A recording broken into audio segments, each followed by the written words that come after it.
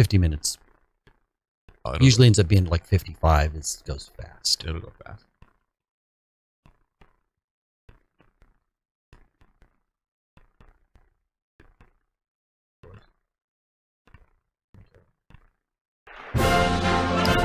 Welcome and good morning. This is Eric Rollins, the Constitutionalist, here on 1550 KXEX, the best talk in town.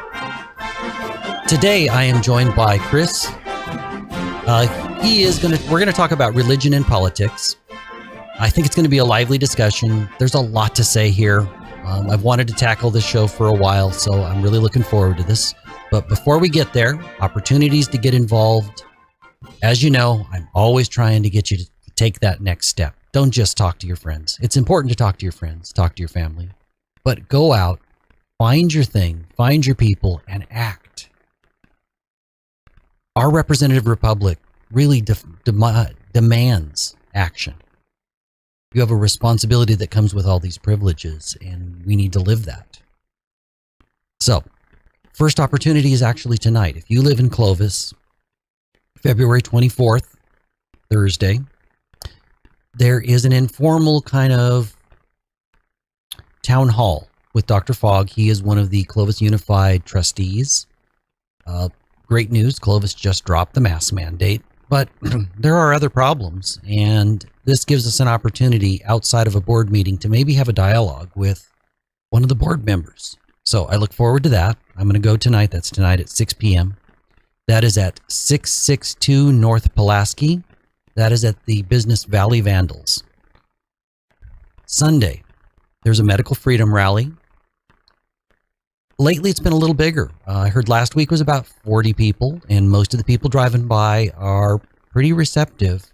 Whether you believe that you should have got the shot or not, if this is a disease that 99.9% of adults, and much higher than that, of young people have no problems, how is a vaccine mandate okay? How does that make sense? I don't think it does. Once they can tell you to jump through this hoops and then 6 months later say you got to get another booster.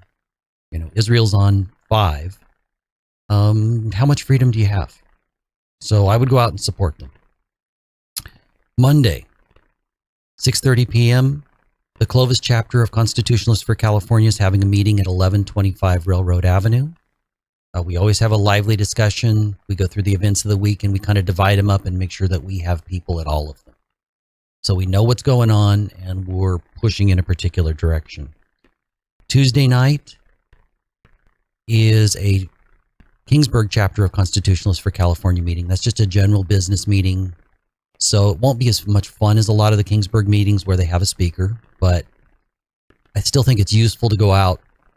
Maybe they're your place. If they're your place, you know, we welcome people that believe in traditional American freedoms with open arms. March 5th, that's a Saturday, No Left Turn in Education is having a critical race theory workshop on kind of how to deal with it, how to fight back against something that I believe at its very core is racist. If they know about you because of the color of your skin, and they put you in one of two categories because of the color of your skin, without ever addressing the content of your character, at its very core, it's racist.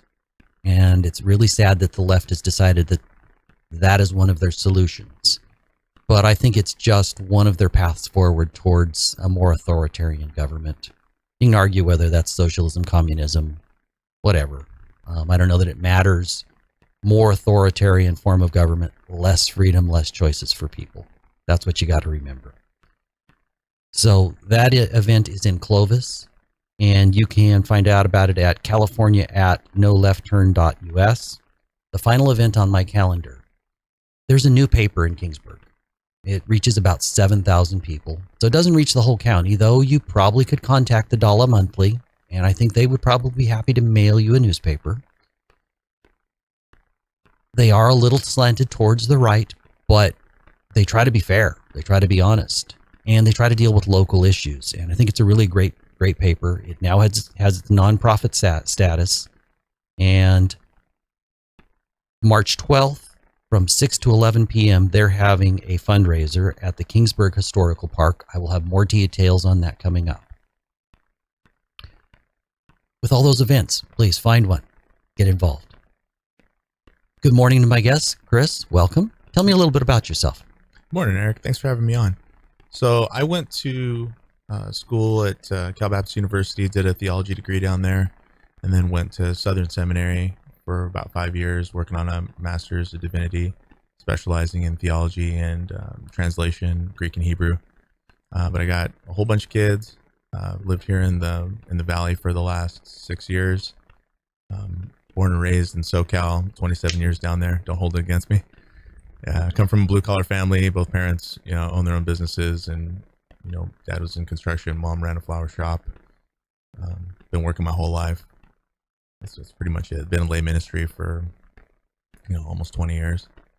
So Well, you're a pretty young guy to be in for 20 years. Yeah, I got involved right away because he who is forgiven much loves much, and so I had a lot to I felt I had a lot to impart to younger kids, to not make the mistakes that I'd made, and to steer away from a lot of the heartache and things that were totally unnecessary.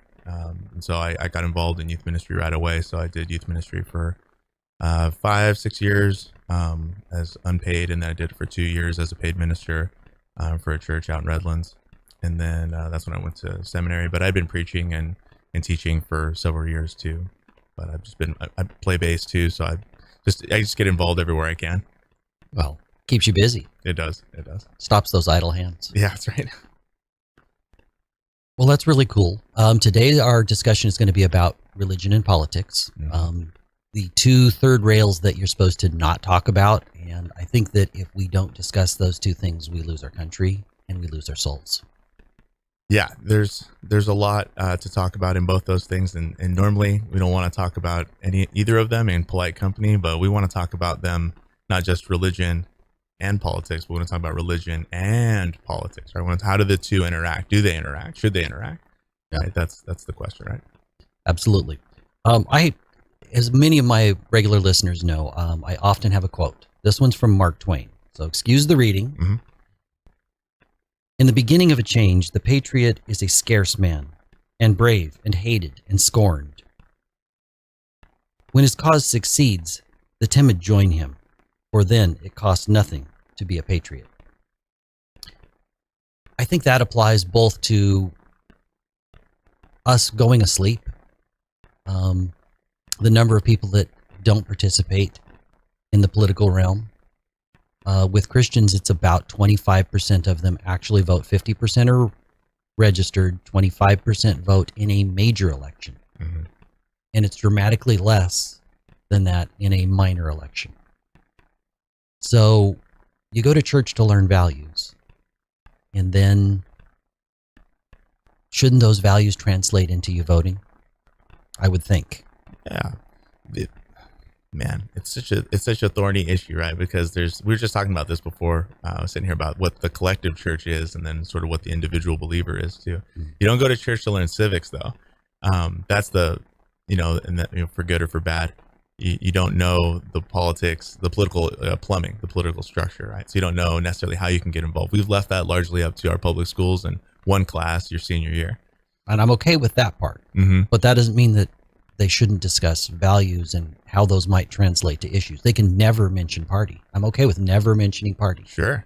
Yeah, because I've talked to enough people who consider themselves, Kennedy Democrats, and then we talk about values. We talk about things that get them fired up, and I'm like, man, you sound so Republican right now. How are you not just a Republican? Well, I don't believe that we should hate people because they're different. I'm like, who believes that? I was like, that's not what makes you Republican. I mean, I had this discussion with a Berkeley law professor. Came into a place I was working, and she told me she was a diehard liberal and that me and her weren't going to get along. But then she started talking about how she hated how the Second Amendment was being abused and how she felt that right was being taken away. And I was like, wait a second. And then we got to the end of it, and I was like, I don't think we're that different, to be totally honest with you. And then, but this was very telling. Her response at the end was, she's like, yeah, I just don't think you should hate people because they're different or whatever. That's what had been sold to her by leftists, really, within the Democrat Party, I felt. and Well, that didn't define me, you know. So I had to try to correct her. but what I want to point out is by not discussing issues and politics, they don't actually understand where the right stands. Mm-hmm. So we need to reach out to our friends and neighbors and form bonds. There is a common shared American experience. I think that the hard left doesn't agree with that. I think that they're not okay with things like ideas that don't agree with them. And they think that all decisions should be made from the top by their people. We just haven't had the right people to have a fully authoritarian system. Well, it's tidier that way. Yeah, it is tidier, and there's a lot less responsibility. Sure. Yeah, I think a lot of the heart of systematizing politics and systematizing civil action and things like that, it comes from this want for cleanliness and orderliness and tidiness. I like using that word tidy because it's just trite enough to point out how shallow that desire is. It's like, I don't want to be in constant debate. I don't want to be in constant discussion. I don't want to constantly live in tension with my neighbor. I want everyone to be forced into a box and we all just accept that box and then it'll be good. And it's like, no, it won't be though. No, it won't. Because what happens when the narrative shifts and it's the new issue of the day that you don't agree with, and all of a sudden you're the bad person? That's right. Because that's kind of what the left is doing. They keep redefining terms. And I don't mean my average neighbor. I don't even necessarily mean that professor that you referred to. The hardcore left is a different animal. Mm-hmm. You know, the AOCs of the world, and there are some that are frankly a little more extreme than her. Yeah, she's kind of tame actually when you look at how bad, like so that poll that went out and it was talking about polled Democrats on what they thought it would be okay to do with essentially the unvaccinated. It was something like 59% or something was okay with them being put into camps or being on the monitor, essentially be on house arrest. That's wild. Most politicians would never say that kind of stuff out loud because they know better, but the sentiment within that party is okay with that, and that's scary. So I'm Japanese, and my grandparents were born here. They weren't immigrants. They were born here legally and so forth, and they had all their constitutional rights stripped away from them because of their racial heritage. Mm-hmm. And then my grandfather went and got himself a couple Purple Hearts in Italy while my grandmother was in a camp, you know, and so I have largely no inheritance because of that, because they just didn't have anything to give, you know, down to my parents, right? And so people were okay with that. There was people that were okay with that, and there's people that are still okay with that, and that's the frightening part. But that's judging people by a group rather than seeing. Classic liberalism sees people as individuals first, and that their freedoms as individuals need to be protected. You know, Thomas Jefferson's position largely. Mm-hmm. And modern liberalism sees everything by groups, and everything has to be by the numbers, and this group has to have this exactly equal to this group, when people by their very nature should have equal opportunity but are not equal. You have more than one kid. Yes. They all have different gifts. Yes. Are they equal? You might love them equally. You might give them equal opportunity, but they're really not, because some of them are better at one thing. They probably have a different gift in each case. Yeah, they all have different desires. They have different things that drive them, different things that get them excited. And because of that, they will chase different opportunities. Some of those opportunities may be more lucrative than others. It's not because I'm forcing them to do one or the other, but as a parent, I'm trying to find what excites them. You know, trying to get a kid excited about anything other than video games is a challenge, you know, and especially because of the lockdown the last 2 years, you know, being home all the time. And we homeschool anyway, right? So they were already kind of there, but we still used to go out and do things more as a family. So the lockdown probably affected us less than most people, but it's still the normal kid stuff that you have to wrestle through. So anytime my kids are excited about doing anything, art, piano, rugby, anything like that, I want to nurture that and encourage it, you know. And but it's going to be different case by case, right? Because people want different things. So the church very much is about teaching morals. Would you say that finding faith and teaching and giving a kind of path for leading your life in a what they consider to be the most successful way by following those commandments? Is that fair? I would say that's definitely part of it, but for the Christian church, the goal is Jesus. The goal is the gospel.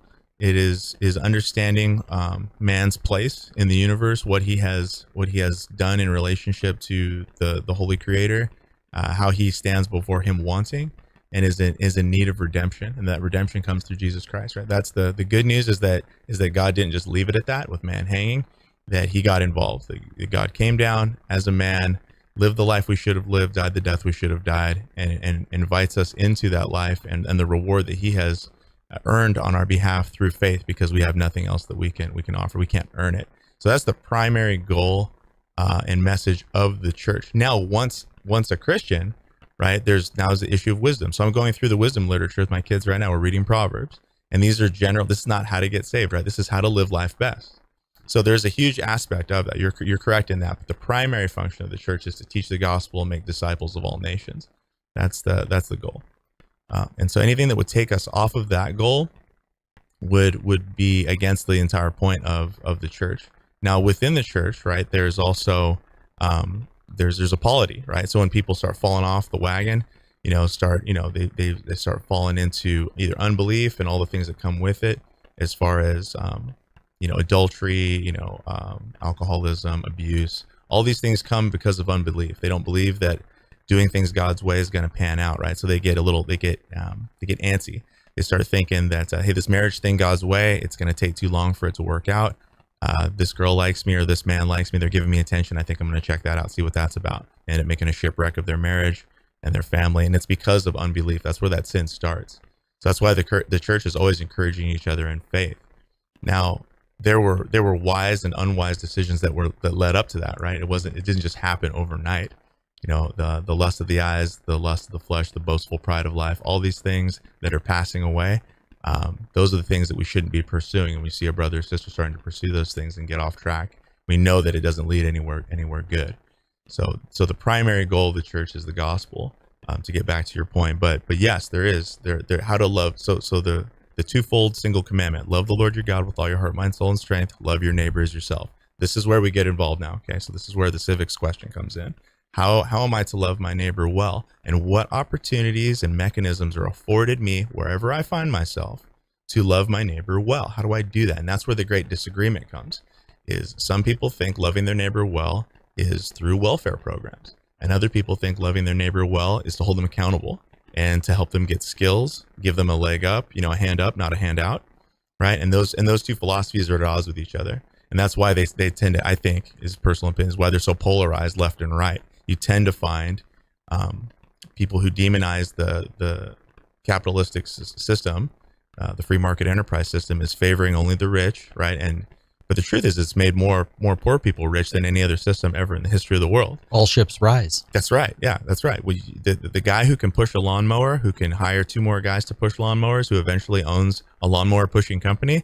The guy's like, hey, I had 2 nickels to rub together barely when I started. He's like, but now putting my kids through college. Mm-hmm. Thank you, capitalism. Like it was able to do so until a giant, lawnmower pushing company comes and puts them out of a business, right? That's the downside of capitalism, right? Potentially. It doesn't even always happen, but it just could happen, right? So some people are so on edge for that. They push against the whole concept in general, whereas other people maybe push it too much and they don't recognize that there are evils within the system. Well, there are evils within capitalism. Capitalism without morality, it's cronyism. Yes, is awful. Mm-hmm. But with morality, it provides more opportunity than any other system ever has in the history of mankind. Yeah, I agree. Yeah, I think that is. Are you familiar with Carol Roth? She wrote a book called The War on Small Business. It's worth a look. I will take a look. Yeah, take a look. It shows all the cronyism essentially that in the money lending systems for small businesses, like how they get loans, what kind of grants and subsidies and things are afforded to them, how bigger business encroaches on small business and teams up with government to do so. There's a lot of really cool stats and figures and history in there too. Okay, I will definitely have to read that. Mm-hmm. So then where does that lead us? Because from my perspective, the church not talking about values in the sense of how to be a good citizen, mm-hmm. which they avoid that conversation, a lot of them. Yes, I agree. You said there's several reasons for that, and you can't paint with a broad brush because even with just within Christianity, there is such a variety. But in general, we shut down and people hid. Mm-hmm. They're not encouraging their people to go out and exercise good citizenship. I think the Constitution, because it grants our rights, not from government, but from God, That's right. which is a key and important thing. Mm-hmm. We have this opportunity that they've found a system of government that I believe can work with Christianity and make everybody's lives better if we're responsible citizens. But I feel like the church has to at least talk about values, talk about issues. They can never mention party. I'm okay with never mentioning party. Yeah, even it's tough, man, because even having those talks, like if I were a pastor somewhere and I said, hey, we're going to have a talk about a particular policy that's coming out, I would immediately, I know the first question would be like, well, what's your position on it? And it's like, well, no, we're going to talk through the issue and then we're going to let you pick the position. You're like, oh, so you're not going to use your pulpit to direct people to make the better decision. It's like, let's pretend I have no idea what the better decision is, and let's all just talk through it together, right? So it becomes a lightning rod, and it's like, okay, some people are going to be like, okay, great, now we're finally going to do something as a church. And other people are like, hey, I don't want to be a part of this if this guy's just going to try and bully me into getting me to vote a certain way because it's been done badly. So the approach is one of the key things. I think so. I think being aware of what's happening in politics is so important for every citizen, right? And the rubber really hit the road with the church shutdown thing. That was where, Christians couldn't hide from the effects of politics. They can say, oh, well, politics, doesn't affect me, or it's not going to, doesn't dictate my faith. I'm going to practice my faith. However, there's always a lot of chest pounding and, bravado in those times where I'm going to worship God and I'm going to preach the gospel, even if the government tries to stop me. And then the government tries to stop you and go, okay, we'll stay at home. It's like, whoa, what happened there? Yeah. So Hebrews, I was looking at this earlier. It's Hebrews 10:25, right? Not abandoning our own meetings as some are in the habit of doing, but encouraging each other even more so because you see the day drawing near. The day there is the final judgment. But yeah, not to neglect the meetings, right? Don't abandon them as some are prone to doing, right? It was a struggle even in the first century to get people to just show up, and some churches just completely stopped meeting, right? Which is unfathomable to me, but some people just didn't want to do it. Immediately went to online and with no push to ever come back per se. They allowed that to be their new normal, and then some just quietly defied and was like, you know what, we're gonna meet in our parking lot. Where we'll be, same place, same time. If you want to come do something, but that's where we're gonna be. We're gonna be worshiping God like we always do. We'll just do it outside. We'll comply so far, but not so much to make it impact our actual practice and stop us from meeting. But see, that's a reasonable position. Right. The first one is completely ridiculous. I think that one's out of pocket. Yeah. And the idea that part of me, because I'm passionate about my political views, mm-hmm. part of me is like cheering on the churches that basically told the government off. Mm-hmm. But frankly, if we're going to have shared humanity, probably the churches that quietly went about their business but continued to worship are the ones that had the right path. Even though the person in me wants to be a rabble rouser. Yeah, the revolutionary in all of us, right? We want to see big change. We want to see. We're going to go ahead and take a break. This is Eric Rollins, the Constitutionalist, here on 1550 KXEX, the best talk in town. I want to say thank you to all my viewers. We're not just on the radio now. We're on Facebook. We're on Spotify. We're on YouTube. If you like what I'm doing, please like. Please subscribe. This has become a calling to me. This is an interesting show to me. I'm doing my best to listen rather than run my big mouth, because we should try in the face of an issue like this to be a little bit humble, to see the humanity in others, and sometimes that's hard for me. So when we come back, we're going to talk a little bit about the differences in small churches and big churches, and how could you approach them to maybe get them to begin talking about values, not lecture from the pulpit, but talk about values. So we're going to go ahead and come back. This is Eric Rollins, the Constitutionalist, here on 1550 KXEX, the best talk in town. Today I am joined by Chris Big Fish. And we're talking about religion and politics all wrapped together. Mm-hmm. Good to be here. The discussion about how to approach it, right? Yeah. Because I've always thought, wouldn't it be cool if we had, because what was his name?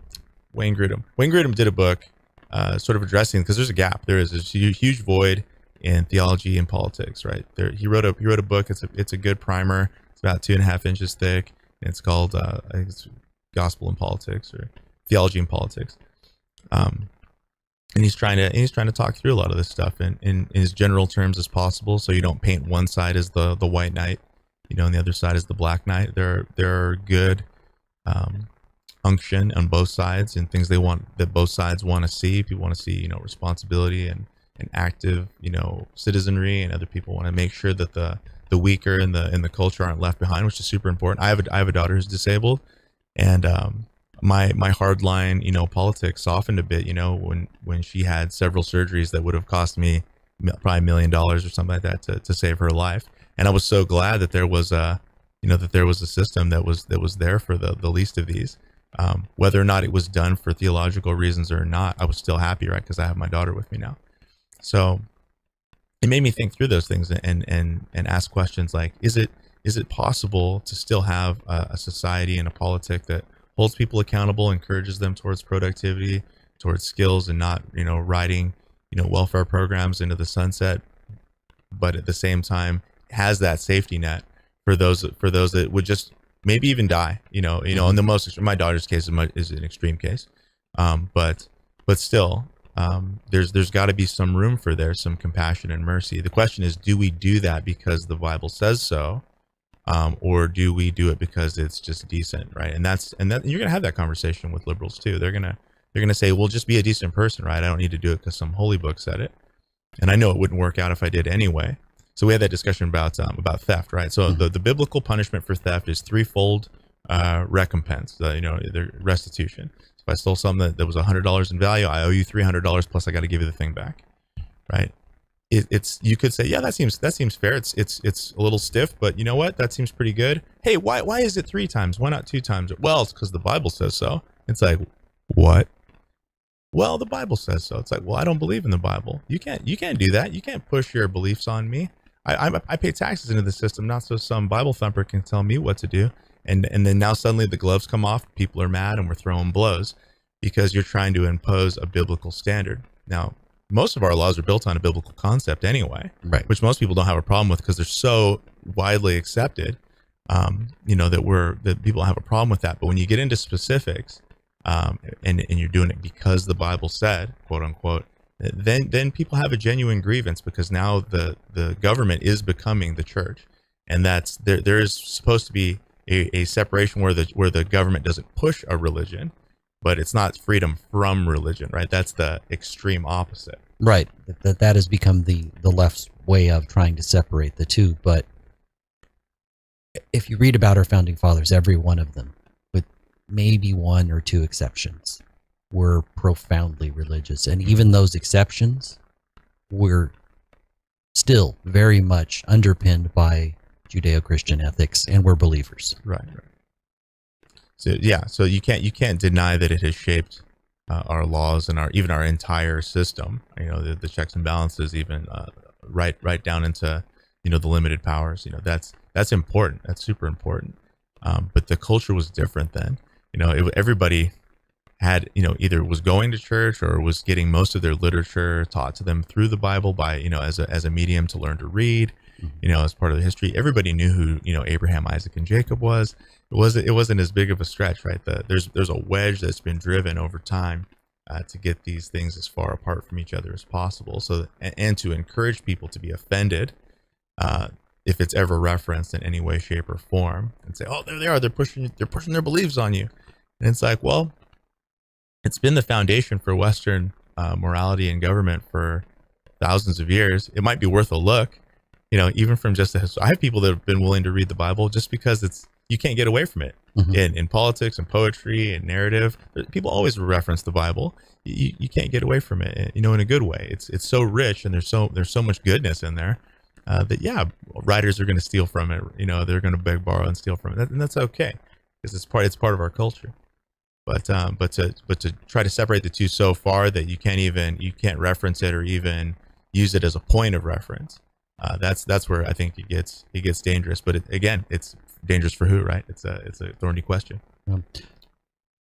So, is there a different approach between a large church and a small church? I know there's more layers of basically human fallibility. We might even say politics in a large church. Absolutely. If I wanted to influence a church, is there a different approach between a big one and a small one? Yes. So in a big church, you're going to have many, many layers of leadership. It's not going to be, sort of a one-man show like the Little House on the Prairie Church, where it's just the one reverend. You're going to have associate pastors. You're going to have executive pastors, volunteer ministers, volunteer leaders who lead those volunteers. You're going to have group leaders.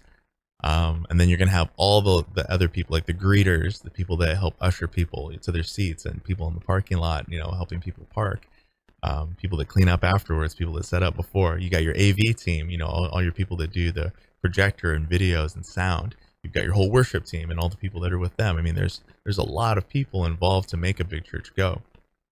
And how you reach out to those people is you got to be really gentle. I think you need to go slow.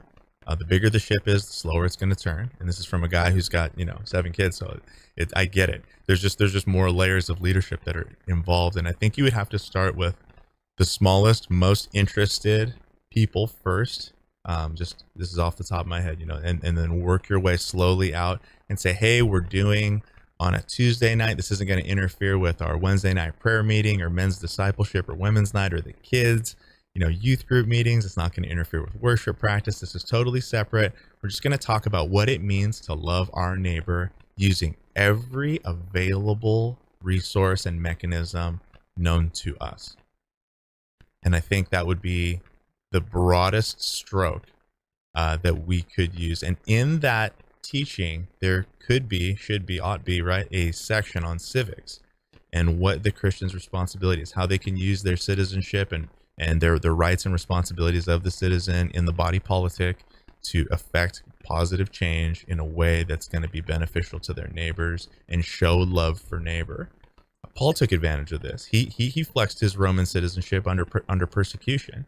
He was getting ready. They're getting ready to railroad him and then behead him. But he used his Roman citizenship because he knew it would get him a seat before the magistrate, before the leader at the time. He was going to have his case heard in court. He's going to get his day in court because you couldn't punish a Roman citizen without due process. And so he used that. That was smart. That wasn't Paul being a sellout. That was smart because he knew it was a thing and he used it. And he used it to get around the empire too when he needed to move around. So here's a story where they used politics. Sure. Right there in the Bible. Yeah, sure. They're not separate. No, he was thinking on his toes, I think, and he's like, wait a second here. He's like, you know what? I'm still a citizen. I'm ultimately a citizen of heaven. God is my king. My highest political, allegiance is due to Christ as my Lord and King and Savior. But I am actually still also an American citizen. For him, he's like, I'm still a Roman citizen, and there are certain privileges that are due me, and by God, I'm going to get them. Because it's going to help me with mission one, which is to preach the gospel. And I'm going to get a chance, like maybe no other person might have the opportunity to preach the gospel to this high ranking official. And even if he doesn't convert, or if he's not struck by the gospel in such a way that he is reborn, other people below him may. And Paul took advantage of this when he was in jail as well. They used to chain him to a prison guard. So he's just motor mouth. He's not going to stop. He's going to keep talking about Jesus. And even though some of the guards continued to repeat it, if only to make fun of him, he said it was still okay because the gospel was still preached. And some people in the Praetorian Guard, which is the high guard, would be like the SS, or the Secret Service guys, became believers through that. And he was overjoyed. He's like, hey, you know what? It's still going out there. It's still getting done. So he used his political imprisonment. He used his citizenship to advance the kingdom message, and Christians can do that, and we can show love for neighbor also and get involved in that way. America is different. This is the where it all gets different, right? Mm-hmm. Romans 13 is typically used as the cop-out text for Christians that don't want to get involved politically. They say, hey, God has appointed authority over us. All authority comes from God. If you're fighting the government, you're actually fighting God. Let government do whatever it's going to do. It's going to do it anyway. And I talk to a lot of people that have that view. But that was a totalitarian king who was currently persecuting Christians, killing them for their faith. And Paul, that's the interesting part about what he's saying is they were not in favorable times. They were in disfavor. And he was saying, you know what? We're still going to submit to the consequences of what we do, but we're not going to stop preaching the gospel. That's where he was, that was the point I believe he was really making is that we're going to be faithful to our calling. And if it gets us killed, then so be it. It gets us killed. He's like, but we're not going to stop. Not for them. No way. So with how to use that as a good citizen in a big church, I think you start with the smallest core. In a small church, you got maybe 50, 60 people. They know your heart. They know who you are. You can say, hey, you know what? I'm having some real conviction about this. I feel like it's super neglected. And I think we ought to start having some talks about how we can do this, because in America, where you find yourself as a citizen, you're obligated to be involved. And I think we're doing a bad job of that. I think we're shirking our responsibilities. We don't have to act as a church, say this church is voting this way, or we're as Southern Baptist First that church is going to do this political action. I think that would be a mistake. That's taking it a step too far. That's a bridge too far. Yeah, that's right. But if we say, hey, I want to inform you guys as citizens to do what you feel in your heart, biblically convicted to do as a good citizen, I want to equip you to do that. We may vote differently, but better to be informed, better to understand your responsibilities and act on them than to sit on the sidelines and just complain. Low-hanging fruit, one that's highly divisive, abortion. Pretty simple for me, though. I think pretty simple for most Christians. I don't know how you reconcile that, but that's a really easy one. In a small church, you might be able to talk to people about it. In a big church, probably it would be much, much more difficult. But in a small church, if they already knew your heart and they knew where you stood, and you said, well, okay, this is one of my key issues, and here's how values are. The politicians that are in front of you, without ever naming party, where do they stand? You need to know, and it wouldn't be just that issue, whatever your handful of issues are. And you'd say, well, okay, we have these people in front of us. Here's what they believe. Don't tell them how to vote. Inform them about the candidates, which I think is fair. Yeah, but again, do you do that as the church, or do you do that as a part of like a separate study? I feel like the separate study is the way to go, because once it becomes part of the thrust of the church, then you're off mission, right? Then you're going too far. And I know it's still a part of the main commandment, but it's just part of it. Unfortunately, it's about optics. Like, how is this going to be viewed by those who are not going to give you a fair shake? They're gonna be like, oh, that church is political now. Oh, they're doing this, they're doing that. They're forcing us to go to these politics classes, this and that. It's just, there's so much, unfortunately, that you have to be aware of. So I've seen some pastors do this well. So like John Piper's a great example. I think he's super pro-life, has been forever, doesn't care if it makes you mad, it makes you mad. It's one of those issues he'll fall on his sword for, and he'll preach several weeks.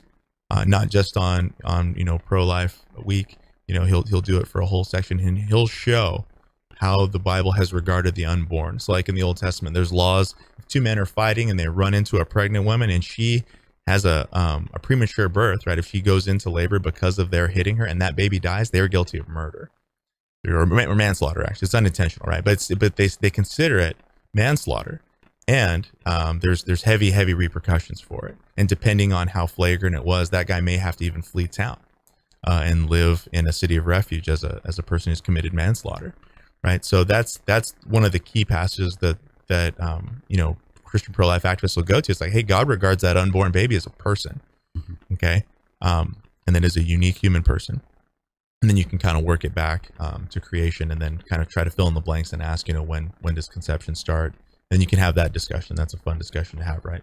But he's happy to preach those series and show that this is a biblical idea.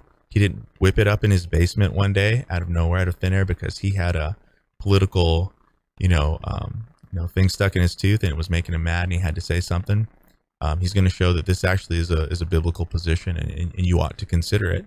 And if you're not willing to stand up for the unborn, where does that place you in history? Where does that, if everybody says if the Holocaust was happening, they would have stood up. They wouldn't have been like, so many German people who just sort of let it happen. Now we know with what they did with relatively minor COVID compared to anything that happened in Germany. How so? Well, did churches open or did they hide? Did people comply with everything that the government asked us to do? For a short period of time, that made sense. Yeah, because we didn't know what we were dealing with. Right. Maybe a month. Mm-hmm. Give them the benefit. But we're of the still doubt. in the state of emergency here in California. Yeah, it's 2 years. And most people are still, Southern California and the Bay Area are largely complying. Mm-hmm. The rest of the state is more of a mixed bag. Sure. But, our governor can go and tell us we have to have a mask mandate, but go to a playoff football game. Then 2 weeks later, we have the Super Bowl, and they reaffirmed just before the Super Bowl that California's in a state of emergency. We had 70,000 people there. Yeah. Super spreader. Yeah, super spreader. Yet our COVID rates didn't seem to change. No. Now we're in a situation where kids are supposed to wear masks, but adults aren't. How can you reconcile that? They're using our You kids can't. to make a political statement. Right. Yeah, and they're twisting the knife where it hurts most, right? They're going after your kids. It might that's low. If you want to fight, if you want to fight me, but don't go after my kids. But see, I see it as abuse. So It is abuse. then isn't the church obligated to fight against things that are unjust? That's a good question, right? So we were just watching with the kids Amazing Grace, talking about William Wilberforce and how he fought in Parliament for I think like 15 years or something to stop slavery in England, and eventually they still couldn't get people to vote for it. But yeah, we can get into that. Okay. So we're going to go ahead and take another break. This is Eric Rollins, the Constitutionalist, here on 1550 KXCX, the best talk in town. When we come back, we'll finish a little bit of that discussion, and then I want to just focus on hope and solutions for the last of this. So, from the start, I figured out that, there's so much to complain about. Instead, I want to have a rational discussion, try to inform people, and give them a path forward. So, how can we be hopeful? What is the path forward? Let's go ahead and come back. This is Eric Rollins, the Constitutionalist, here on 1550 KXCX, the best talk in town. I am joined by a local pastor. Pastor-ish, okay. Somebody that is fully capable of being pastor, but actually because I believe his economic situation with multiple kids has needed to have a real job. That's fair. Yeah. That fair? That would be accurate. Okay. So this is Chris Big Fish, and we're discussing religion and politics together. You want to finish that story first? So we were talking. So William Wilberforce, right? He struggled. His direct struggle was: do I serve God, or do I get into politics? Because he was wealthy, he was well connected, went to the best schools. His best friend's going to be prime minister, and his friend who becomes prime minister gets a bunch of abolitionists together to encourage him to do both. He's like, you can serve God and be in politics. He's like, to fight slavery, be a part of the abolitionist movement and get in front of these people and try to get some votes, and let's start whittling away at this until we can finally get it. So there's definitely a place for it, and I don't think any Christian worth his salt would disagree with what William Wilberforce did. And it took forever, and it cost him his health in a lot of ways. He almost died.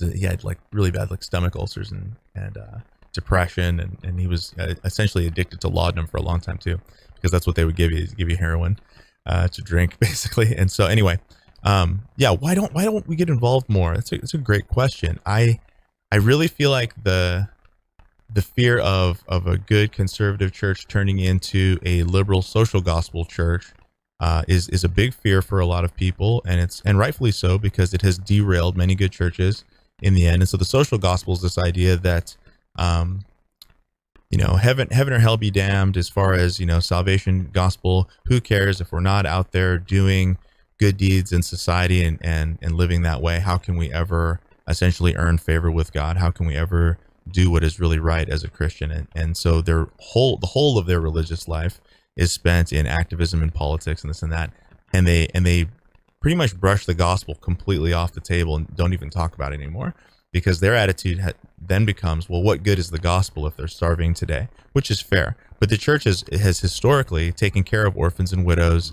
It's in James. It's one of the primary, he says that's pure religion undefiled, to take care of orphans and widows, the least of these, those who are the most vulnerable in our society.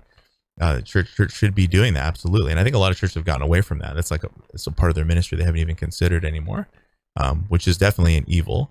But I think there's just this fear that if we get derailed from the gospel being the main thing, that we'll fall into sort of a liberal social gospel church where we just basically deny the faith for social action, right? Is that a good reason to not do it? No, because once saved, then to live out your faith is to do some social action while preaching the gospel, to do both. One taking precedent over the other, but never stopping the second, which is loving your neighbor. So I think a lot of it needs to start with benevolence too, having people get out, work with the homeless, work with kids who don't have dads or moms, adopt maybe, get involved in those processes. And then as you do that, I think you're going to start to see more, as your eyes are opened, how bad policy is really creating these situations, and leading to the welfare state and encouraging people to have kids out of wedlock and to not pursue trades and other things that they would otherwise elevate them out of poverty and put them into a better place where they would not be a drag on society, and not sort of encourage the politic of giving them more money and just throwing more money at it, assuming that that'll fix it. Well, throwing more money at it doesn't seem to fix it, because we have generational welfare. Mm-hmm. And particularly guys are in many ways defined by their jobs. Mm-hmm. That is just a reality. Yeah, it's a reality. And if you don't have a job, then you don't have the same pride, you don't have the same motivation.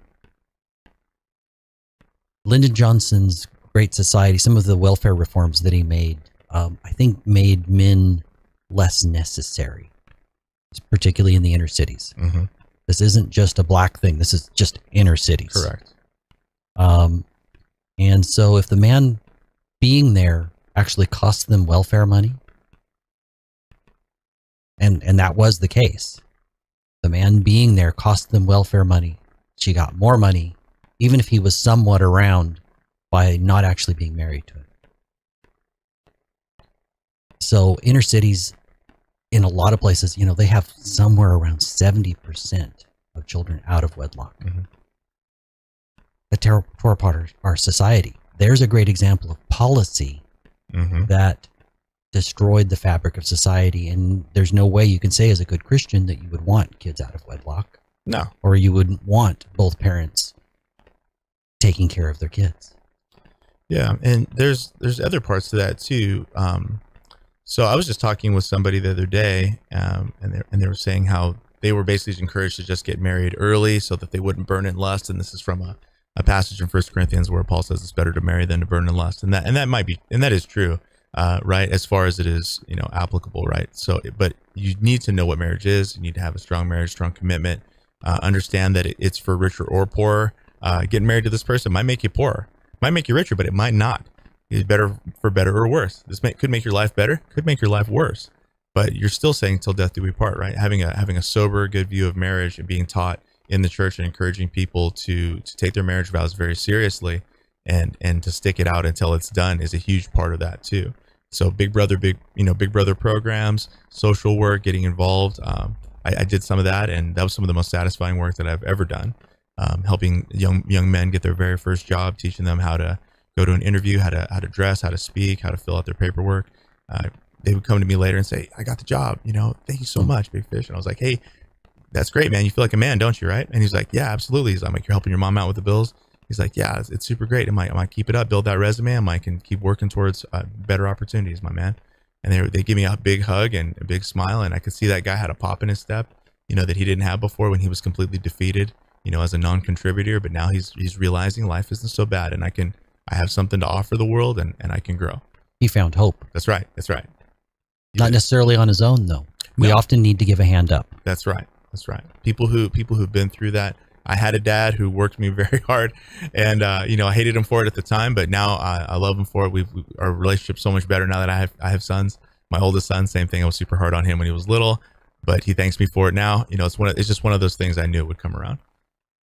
Well, I thank you today. We are winding down. This is Eric Rollins, the Constitutionalist, here on 1550 KXEX, the best talk in town. We are still on social media for a moment. Is there any final thoughts? Man, I would just say that the heart of the church in loving the neighbor and reaching out into the community is the first step, because you're honoring a biblical command, and it gets you out there. And if you dig a little deeper, you're going to find out that there were civic policies that contributed to a lot of that woe that need to be worked on. And I think it helps to grow the conviction of the people to get involved, because there has to be a motivation. And I think that's a great place to start.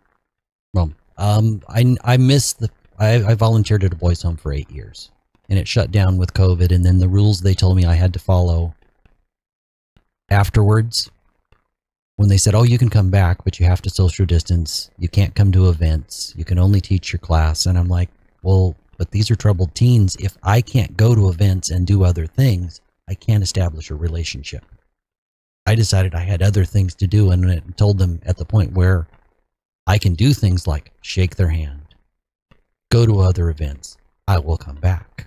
But until then, I didn't see any point. Now, it's kind of a revolving door. They all come from juvenile hall. They're there for a period of time. Even in the 2 years I've been gone, I doubt there's more than 1 or 2 out of the potential, 24 that are there. And I see it as an unfortunate thing, but it made me be a better man by thinking about others first.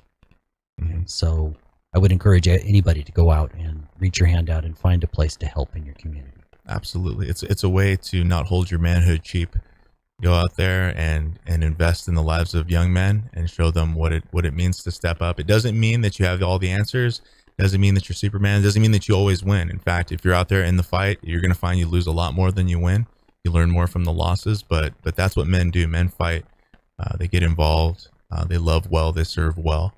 And that's an example that a lot of young men, a lot of young boys are not getting the opportunity to see. Unfortunately, they've never seen a man go to work. They've never seen a man struggle, get his teeth knocked in and get back up, spit them out, and get back in the fight. That's boys need to see that. They need to see that warrior attitude, and that's important. Well, I thank you very much for the discussion today. I guess that is a wrap. Thank you, folks.